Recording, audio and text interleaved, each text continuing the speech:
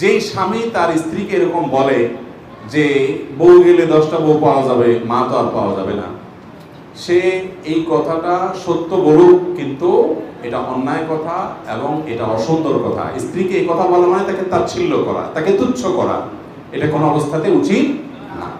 স্বামী স্ত্রী একে অন্যকে সুন্দরভাবে কথা বলতে হবে, সম্মান দিয়ে কথা বলতে হবে। আল্লাহ কোরআনে বলেছেন ওয়াশিরুহুন্না বিল মারুফ, তোমরা তোমাদের স্ত্রীদের সাথে বসবাস করবে সুন্দরভাবে, অসুন্দরভাবে না। আপনি এটা বলার মানে তাকে ফেলনা বানায় দিলেন না, ফেলনা বানায় দেওয়া যাবে না। এটা তো ঠিক যে মা মারা গেলে আপনি মায়ের জায়গায় মা পাবেন না, স্ত্রী চলে গেলে আরেক বিয়ে আপনি করতে পারবেন, সেটা ঠিক, আক্ষরিক অর্থে ঠিক, কিন্তু এটা হলো কালিমাতুল হক্কি নুরিদা বিহাল বাতিল। আপনি আসলে ওই বেচারিকে একটু তুচ্ছ করতে চাচ্ছেন, খাটো করতে চাচ্ছেন, নিচু করতে চাচ্ছেন। মাকে মর্যাদা দিতে গেলে স্ত্রীকে কেন ছোট করতে হবে? আমি প্রায় সময় বলি, ভাই, মা এবং স্ত্রী এই উভয়ের মধ্যে